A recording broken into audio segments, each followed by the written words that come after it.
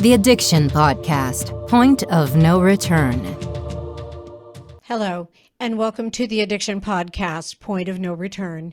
My name is Joni Siegel, and I'm the host for this podcast. My husband, Steve Siegel, is the producer of the podcast and really does most of the work. He likes to say that I do the work, but not true. He books all the guests and he handles all of the aftermarket of the podcast and making sure that we get seen and heard. Today's episode is episode number 260, which puts us smack dab at the end of our 5th year. We've been podcasting every year for 5 years. And while we don't get a lot of feedback from you, we sincerely hope that we have offered you a message or two of help and that there is hope. No matter what you're going through, there's help available, and we want to give you hope. We've done all different kinds of interviews, and we're going to continue to do this. We don't foresee stopping this podcast anytime soon, at least not while the addiction pandemic is as raging as it is today.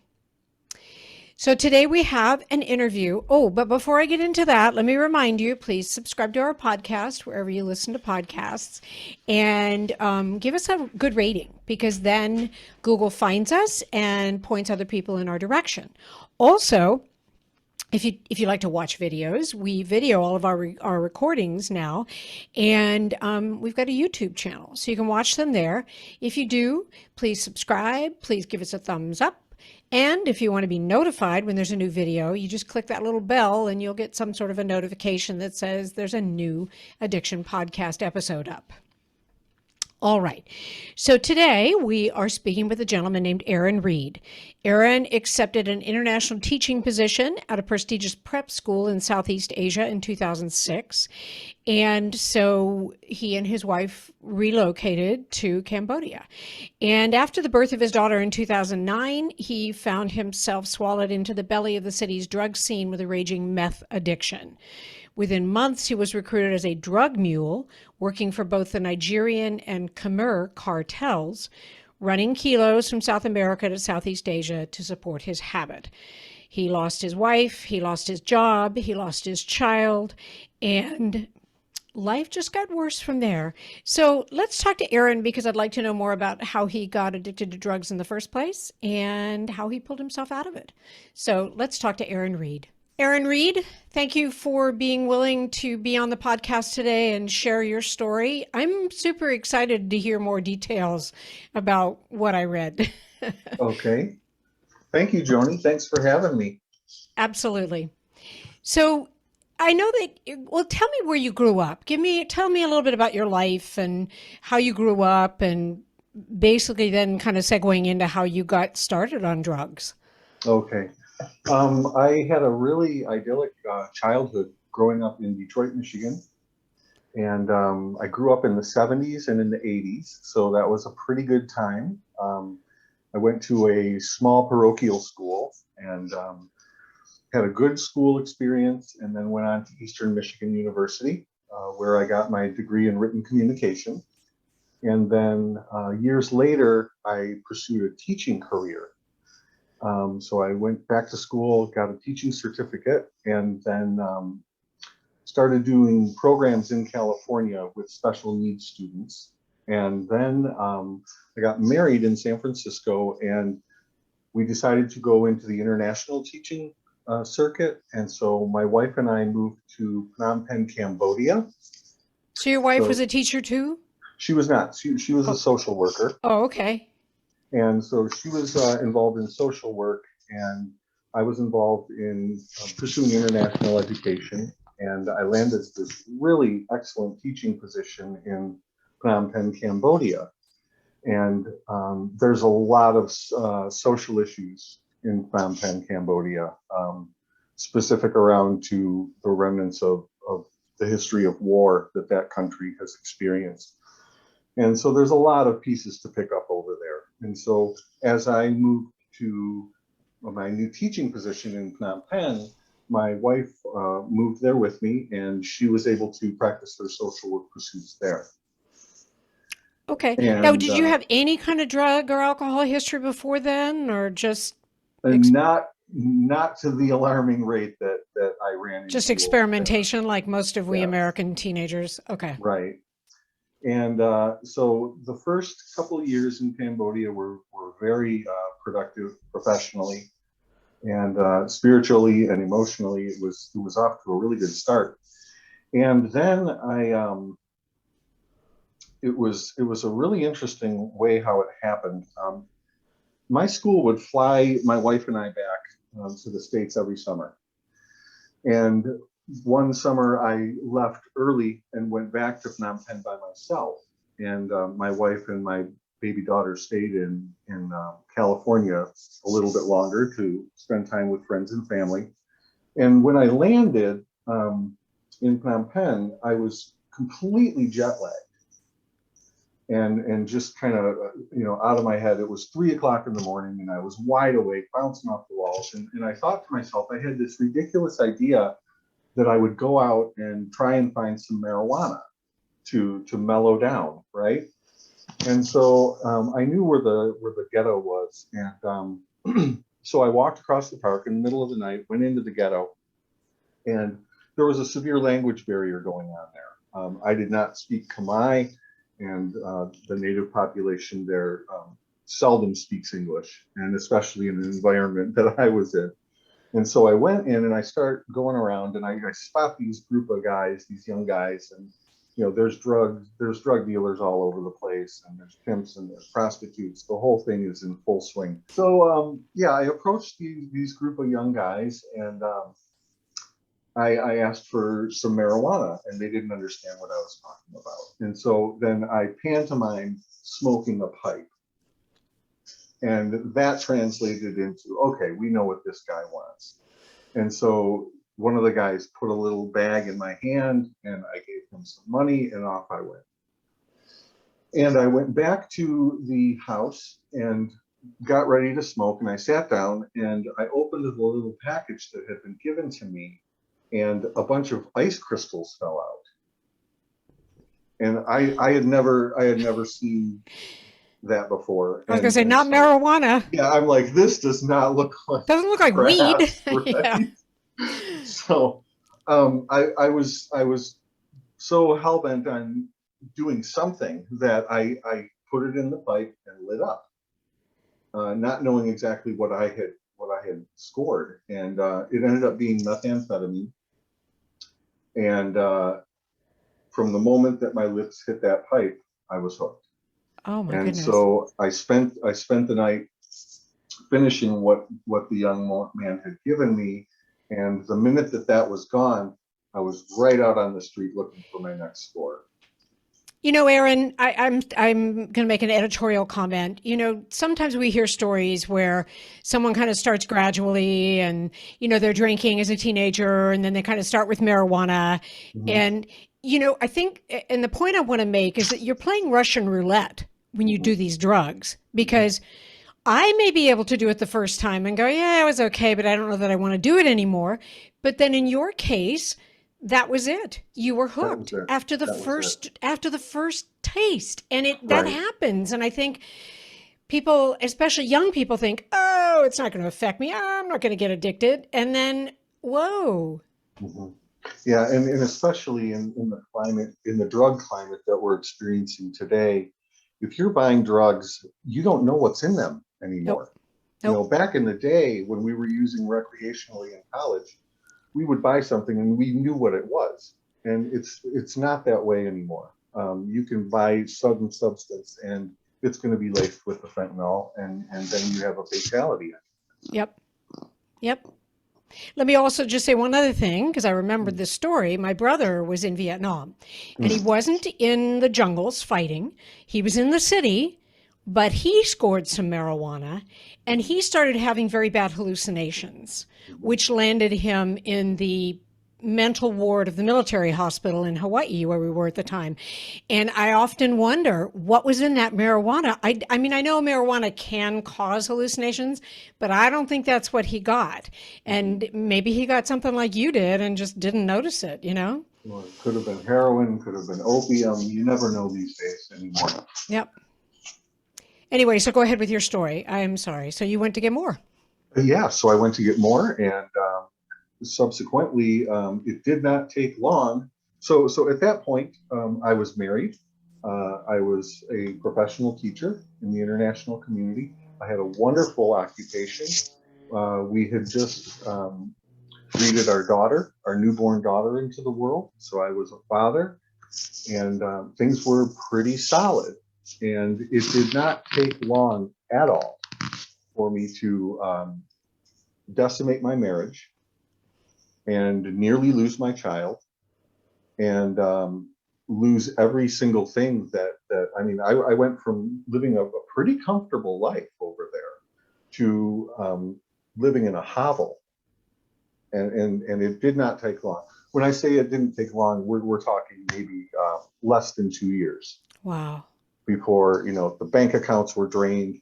My wife had left me. My wife had taken our daughter back to the States and left me to my own devices. And it's interesting. It's very powerful what we're talking about, because the decisions that I was making at that point were so muddled and so clouded over and so influenced by the substances that I was taking. I was not in my right mind.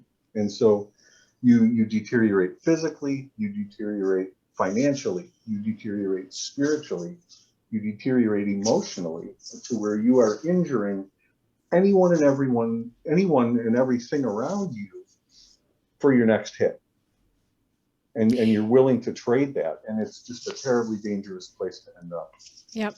Were you doing anything besides methamphetamine, or was that pretty much your drug of choice and that's what you stuck with? That's what I stuck with, and that's the only thing that I was using at that time. It was just, that was my focus, and yeah, I traded everything that I loved and everything that I once had for that path, and that's how powerful it was.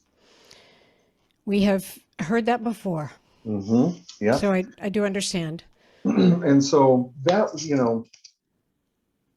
it's interesting when you land that low on the ladder, and that is your reality. You would think that you would take an assessment, you would reassess and try and figure out, hey man, something's not right here. I don't have anything left anymore except this glass and this drug and no money to finance this. So that was unfortunately not my case. I went further down the ladder, and one night I was spending some time with a friend of mine who was a heroin addict, and we were at his place, at his little hovel in the city, and I was doing my meth, and he was doing his heroin, and we were having an evening together, and there was a knock on the door, and so my friend opened the door, and this guy comes in, and just this amazingly colorful character. He comes in and he says, "Hey, Mike," and my friend's name was Mike. And Mike greets his friend, and they sit down, and they had known each other for a long time, and they hadn't seen each other. So they were enjoying this reunion of sorts. And I'm sitting there, and finally I'm introduced to the guy that shows up, and so we're having a nice social evening there, and he visits for about a half hour.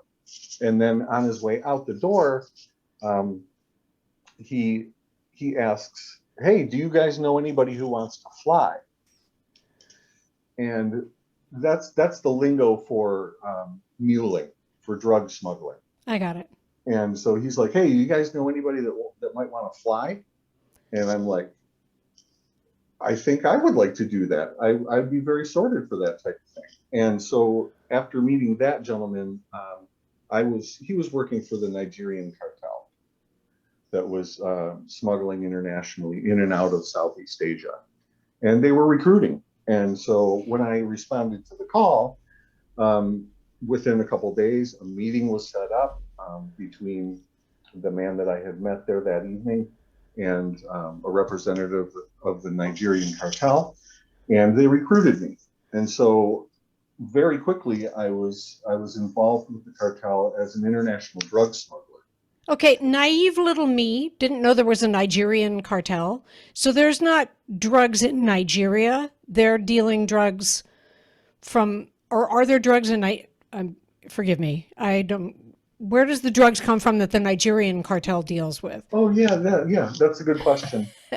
So Phnom Penh is a haven for importation of drugs due to its locality. So they bring drugs into Cambodia, and the borders around Cambodia are very porous.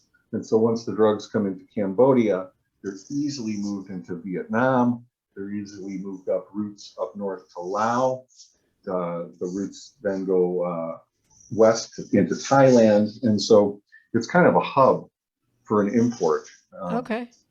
And so the Nigerian cartel that was operating in Southeast Asia was primarily moving cocaine from South America into Southeast Asia through the Phnom Penh portal.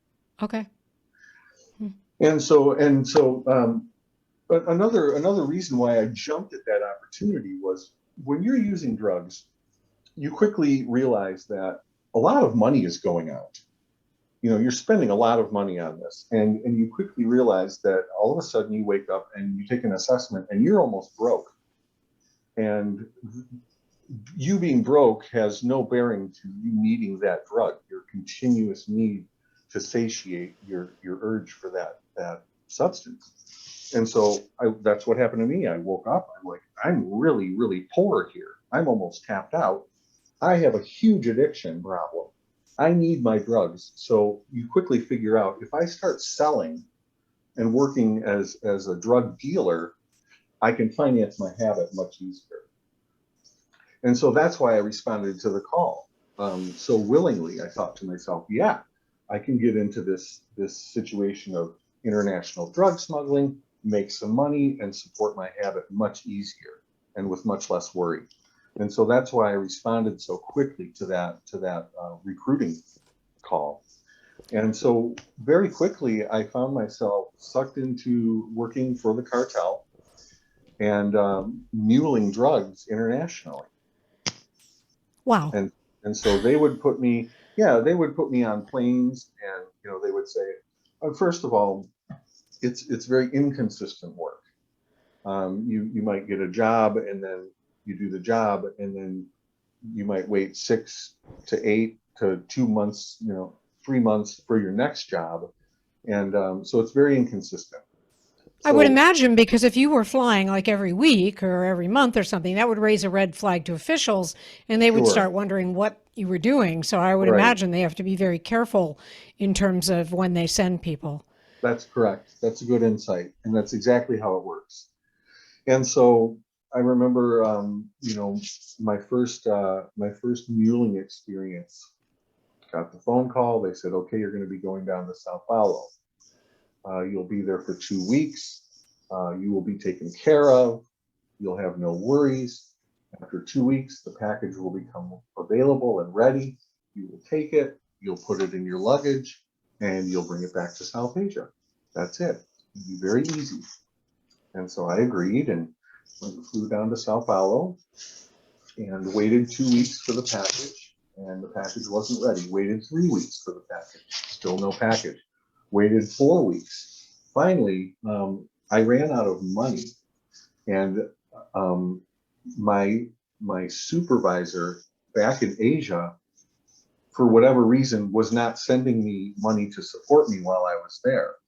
And forget credit cards. By that time, my credit cards were gone, long gone. I had no savings, so I was completely dependent on support coming from South Asia, and it wasn't coming. And so I bailed on the job, and I got back. I ended up being evicted from the hotel where I was staying, which was a very humiliating experience. You are listening to the Addiction Podcast, Point of No Return. For more information on the podcast, or to reach out if you have a story you would like to share with us, go to our Facebook page by the same name, or you can email us at theaddictionpodcast@yahoo.com, or go to our website, theaddictionpodcast.com, or call us at 727-314-7080.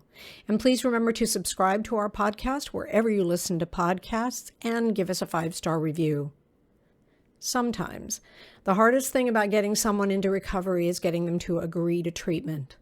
Bobby Newman, a certified drug counselor with 30 years experience and an over 85% success rate as an interventionist, has created a series of 12 videos that you can use right now to learn every step to get your loved one to agree to treatment. Call 1-833-918-0008 today and say the word podcast to get a 10% discount. Or go to newmaninterventions.com and type in the word podcast for a 10% discount. This service comes with a free 1-hour consultation with Bobby. And I got kicked out of the hotel. I had 3 days to my flight. And so I was basically homeless in Sao Paulo. And I figured out, okay, what do I need? I need shelter, I need water, and I need cigarettes. Where can I get these things? And I decided I can get them at the airport. I can live homeless at the airport and have all of these things that I'm requiring.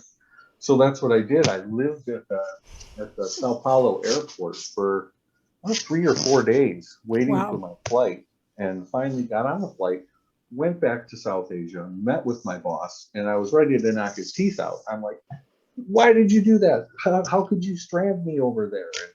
And he doubled down and said, how could you do that? How could you leave when the package wasn't yet ready? And so we had this knockdown, drag out argument. And we ended up agreeing that he still needed my services, and I sincerely still needed his services because I didn't have anything else going, no way to support myself. And so we agreed to forgive each other. And a couple months later, they sent me back down to Sao Paulo for a more successful delivery back to South Asia. So it was just chaos and disorder every single day. Wow. And this continued, Joni. This lifestyle continued for a couple of years, and it did not get better. If anything, it got only worse. And then one day they called me and said, okay, we have your next job. You'll be going down to Bogota to pick up a package in Colombia. And I said, I'm not feeling that one. I don't feel too good about that. And he said, well, why don't you think about it and get back with us? And so I went off and thought about it, and there was really not much to think about other than I still needed drugs. I had no money. I had no income, and I need to work. And so at that point, it wasn't a matter of convenience of, oh yeah, I can choose to go there, but not here. I needed to work. Yep. And so I agreed to go down to Bogota. This was in the summer of 2015. And so I packed up my backpack full of clothes, and I locked the door to my little hovel there in Phnom Penh. And I flew down to Colombia. And I waited around for 9 days before the package was ready to be picked up.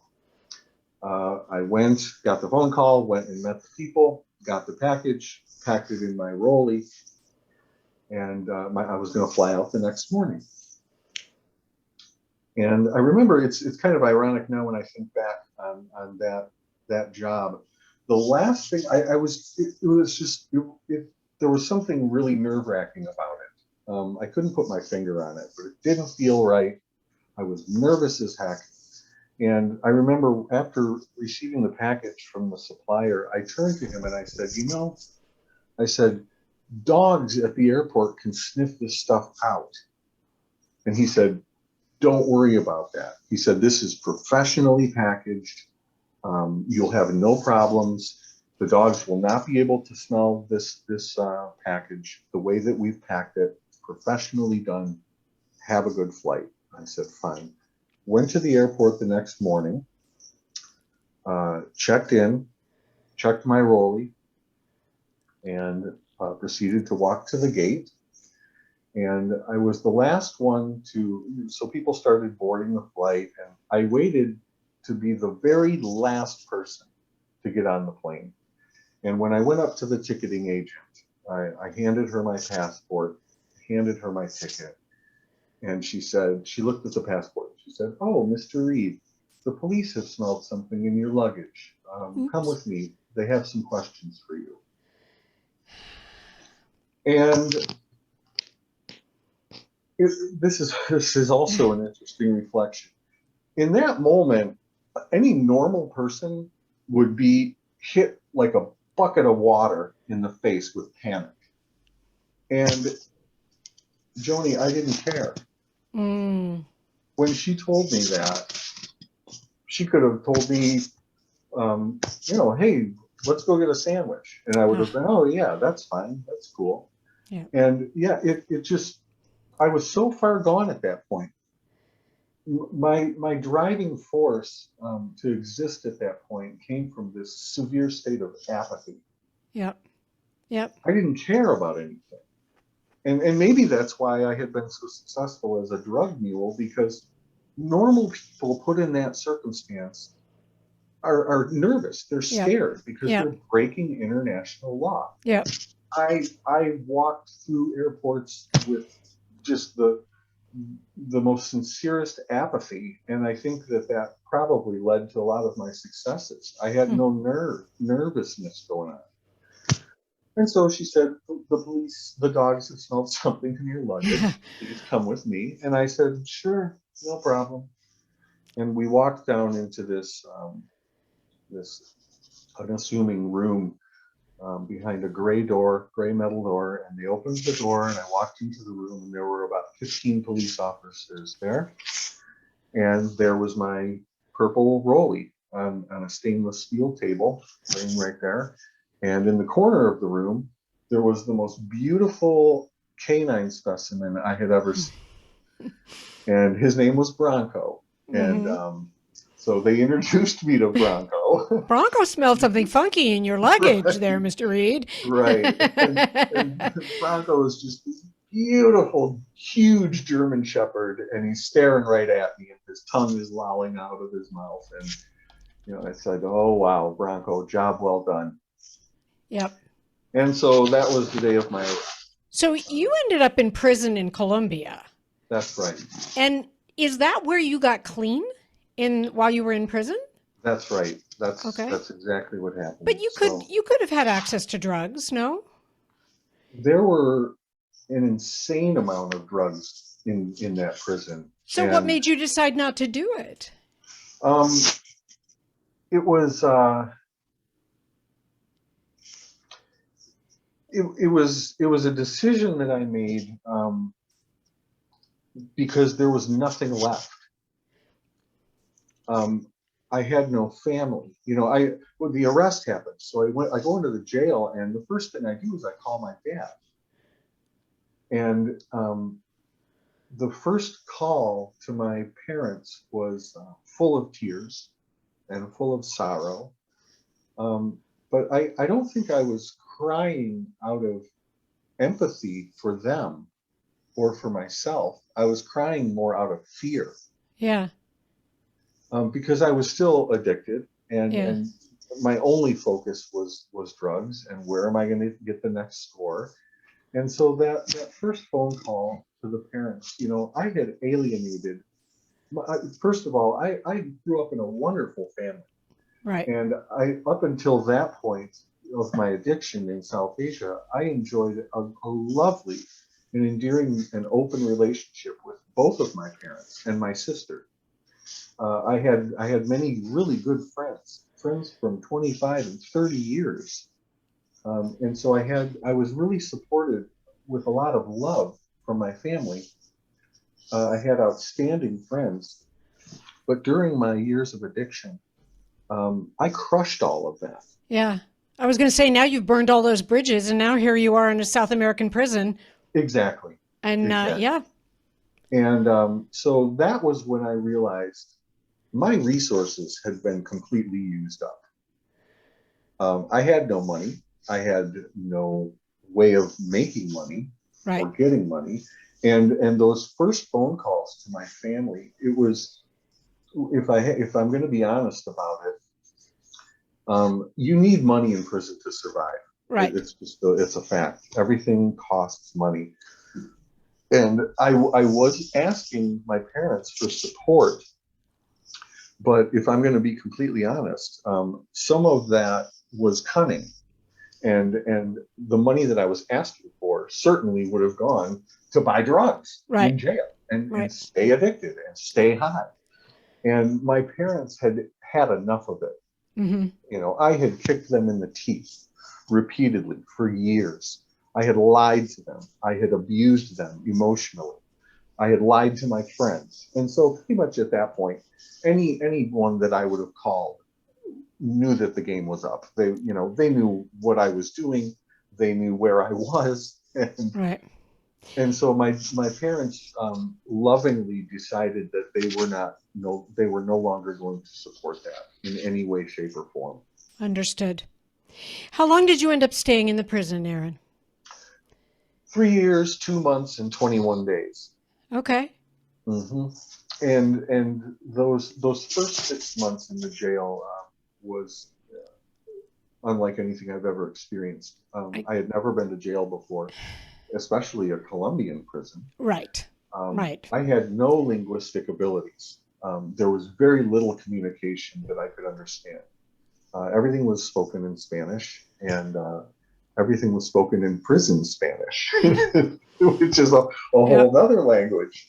Yeah. And so it was terror times 10. And it was so dire and so dark. There really was no other choice for me, Joni, but to confront my addiction and make a conscious and clear decision at that moment to embrace the road to sobriety. It was almost like a decision by default. I had no other choices left. Yeah. Yeah. And it's interesting. I like to think that God or whoever you want to call, Yeah. the higher power, decided that he had had enough of Aaron. There you go. Well, there's that.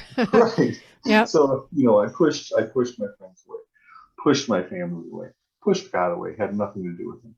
And I like to think that he kind of had enough at that point too, and said, you know what, I love this guy, but he's clearly off the rails, and he's going to die. Yep. This lifestyle is not going to support his life anymore. He's on a fast track to the grave, and I think we'll put him in timeout for a while and see how he does with a new environment. And so that's kind of the fantasy that I play about it. And I got it. Yeah, it's a good way to think about how things eventually led to the sobriety. There you go. And you've been sober since 2016. That's correct. That's awesome. That's amazing. You're lucky to be alive, right? Yeah. Had it not been for the way things played out, and had it not been for me landing in an awful place. Jail is an awful place. Yep. But death is even worse. Yep. And you can endure jail. Yep. It takes a lot of doing, but you can do it. Yep. And that's what happened. Understood. Well, Aaron, tell us about your book, because you wrote a book about all of this. Yes. What's the name of your book, and how do people get your book? My book is titled Another in the Fire. And it basically it tells the story with much more detail. Right. Basically the same story that I just told you. You got the 20-minute version. Exactly. Well, this will get people excited, and then they can read your book. Sure. Yeah. Another in the Fire. It was published in October of last year. Okay. The book is available on Amazon, and it's available for purchase for anyone interested in the story of what addiction can do to a person, bring them to total annihilation. Yep. The book also expands on the effect of an addict on his family and on his loved ones, and the burden that those loved ones carry, trying to love the addict, but at the same time learning how to live with the monster that person has become. Yep. And then it also goes, it details my life falling into drug addiction in South Asia. It details my relationships with the cartels and basically the road that led me into the Colombian prison. Yep. And then my habilitation that happened thereafter.